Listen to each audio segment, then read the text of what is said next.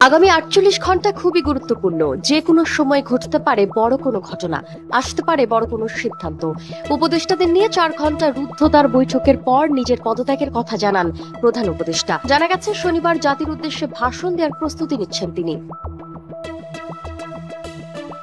এদিকে এমন খবর জানতে পেরে দ্রুত তার সাথে দেখা করতে রাষ্ট্রীয় অতিথি ভবন যমুনায় যান এনসিপি নেতা নাহিদ ইসলাম। এরপর বিবিসিকে জানান পদত্যাগের কথা ভাবছেন ডক্টর ইউনূস, জানিয়ে চারদিকে শোরগোল পড়ে যায়।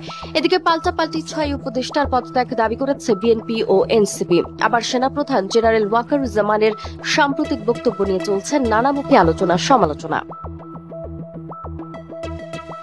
একদিকে সেনাপ্রধানের বক্তব্য, ডিসেম্বরের মধ্যে নির্বাচনের জন্য বিএনপির অব্যাহত চাপ এবং উপদেষ্টা পরিষদের নিয়মিত সভার পর রুদ্ধদ্বার বৈঠকে নেয়া ডক্টর ইউনূসের সিদ্ধান্তে পরিস্থিতি পুরোপুরি অনিশ্চিত। এ প্রেক্ষাপটে শনিবারের মধ্যেই দেশে নতুন অবস্থার তৈরি হওয়ার আশঙ্কা দেখা যাচ্ছে। সূত্র বলছে, চারদিক থেকে আসা চাপে ডক্টর মোহাম্মদ ইউনূস সরকারের দায়িত্ব ছেড়ে দেওয়ার মতো কঠিন সিদ্ধান্তও নিতে পারে।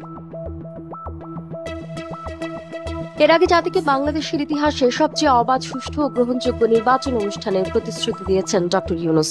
কিন্তু দেশ যে পরিস্থিতির দিকে যাচ্ছে তাতে সেটা সম্ভব হবে না বলে মনে করছেন তিনি। যেন তেন একটি নির্বাচন করে তিনি তার দায় নিতে চান না, এ কারণে আর থাকতে চাচ্ছেন না তিনি। বলা হচ্ছে, গতকাল রাতেই জাতির উদ্দেশ্যে ভাষণ দিতে চেয়েছিলেন প্রধান উপদেষ্টা, তবে তাৎক্ষণিক এ ধরনের সিদ্ধান্তের দিকে না গিয়ে কিছুটা সময় নেওয়ার অনুরোধ করেন। পরিস্থিতি নিয়ন্ত্রণে আনতে শেষ চেষ্টা করার কথা বলে বারংবার অনুরোধ করা হয়। পরে গতকাল ভাষণের সিদ্ধান্ত থেকে সরে এসে শনিবার পর্যন্ত অপেক্ষা করার জন্য রাজি হন ডক্টর ইউনূস।